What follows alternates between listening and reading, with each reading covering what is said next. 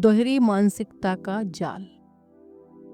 पुणे की hi tech IT दुनिया में काम करने वाला आकाश सॉफ्टवेयर के जटिल कोड तो सुलझा लेता है, लेकिन अपनी कुंडली के ग्रह दोषों में उलझ कर रह जाता है। 34 की उम्र पार करते हुए वह उस ओवर एज टैग का शिकार होता है जहां काबिलियत से ज़्यादा नक्षत्रों का वजन भारी पड़ने लगता है।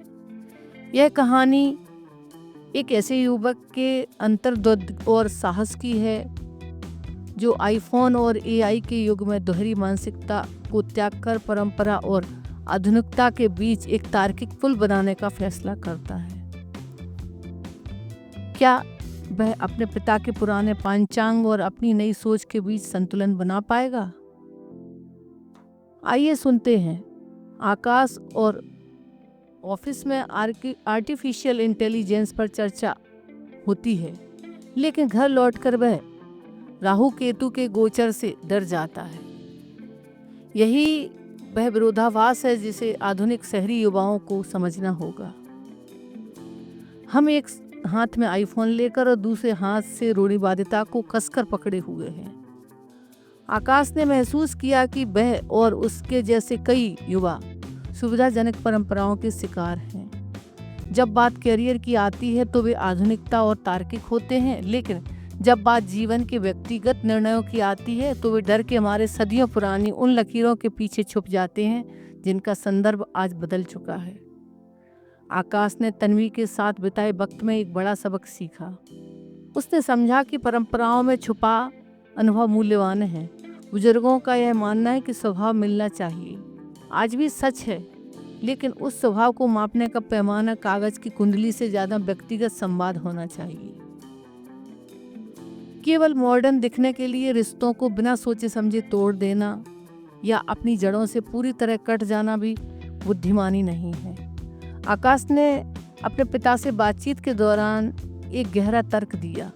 बाबूजी, मैं आपकी परंपराओं का सम्मान करता हूँ क्योंकि वह अनुशासन सिखाती हैं, लेकिन मैं उस अंधविश्वास का विरोध करता हूँ जो दो अच्छे इंसानों को अलग कर देता है।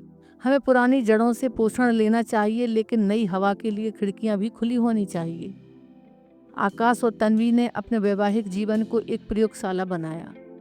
उन्होंने तय किया कि वे उन परंपराओं को मानेंगे जो उनके जीवन में शांति लाती हैं, जैसे साथ बैठकर त्योहार मनाना या बड़ों का सम्मान करना, लेकिन वे उन बेड़ियों को तोड़ देंगे जो तर्कहीन है।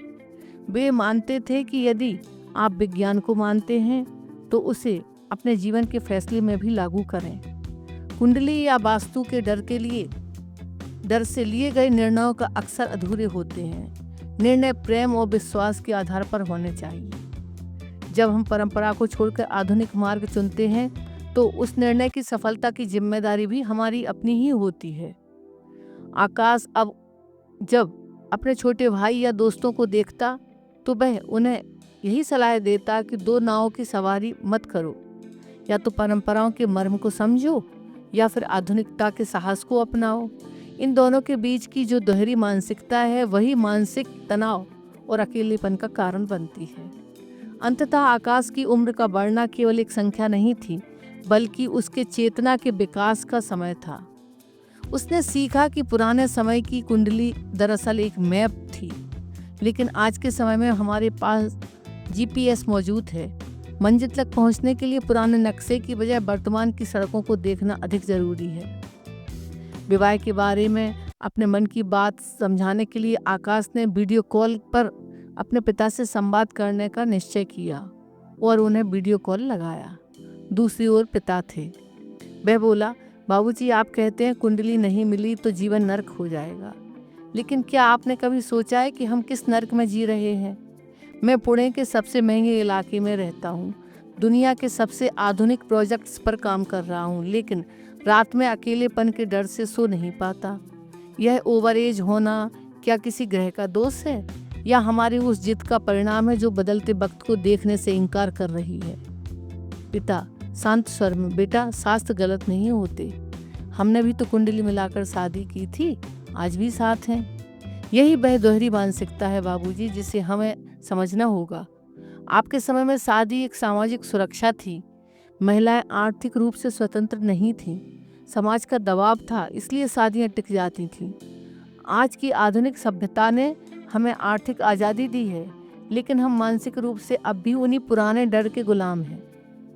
हम ऑफिस में रॉकेट साइंस की बातें करते हैं और घर आकर एक अंगूठी के भरोसे अपनी तकदीर छोड़ देते हैं। क्या यह पाखंड नहीं है? आकाश थोड़ा और करीब आया। उसकी आवाज़ में अब कड़वाहट नहीं बल्कि एक गहरी समझ थी। मैं यह नहीं कह रहा हूँ कि पुरानी हर बात बुरी है। बड़ों का सम्मान, परिवार का साथ, मुश्किल वक्त में धैर्य रखना, ये आपकी पीढ़ी की वो विरासत है जिसे मैं आज भी संभाल कर रखता हूँ। लेकिन बाबूजी, कुंडली एक स्टैटिक्स कागज है, जबकि इंसान डायनेमिक है।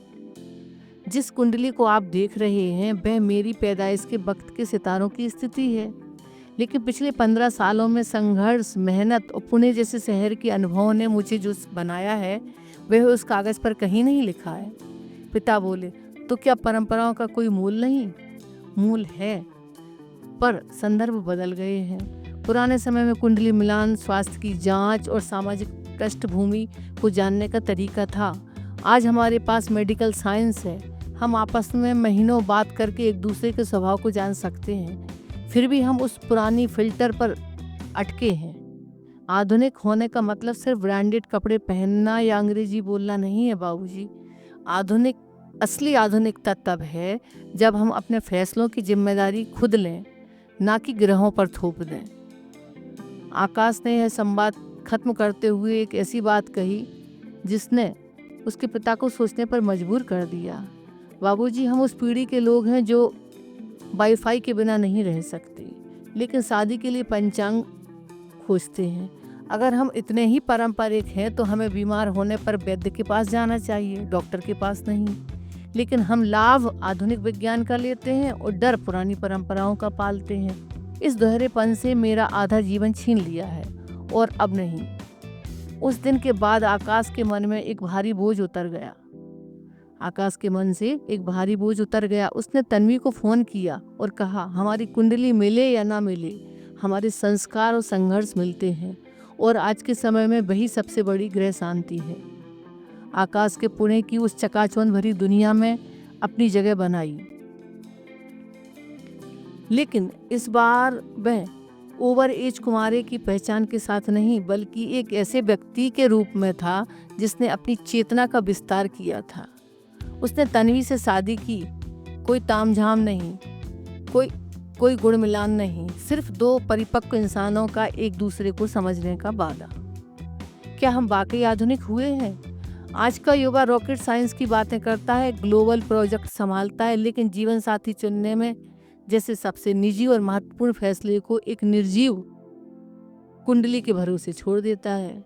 यह कहानी गर्भनाल के उन सभी पाठकों के लिए है जो परंपराओं का सम्मान तो करते हैं, लेकिन रूढ़िवादिता के बोझ तले दम तोड़ते रिश्तों को बचाने की तड़प भी रखते हैं। आकाश की कहानी हमें प्रेरित करती है कि हम सुविधाजनक परंपराओं के पाखंड से बाहर निकलें। यदि हम विज्ञान के लाभ ले रहे हैं तो हमें जीवन के निर्णयों में भी वैज्ञानिक दृष्टिकोण अपनाना होगा। आइए इस कहानी के माध्यम से हम स्वयं से पूछें कि क्या हमारी जड़ें हमें थामे हुए हैं या हमें आगे बढ़ने से रोक रही हैं। यह समय 2 नावों की सवारी छोड़कर साहस के साथ सच को अपनाने का है। Thank you.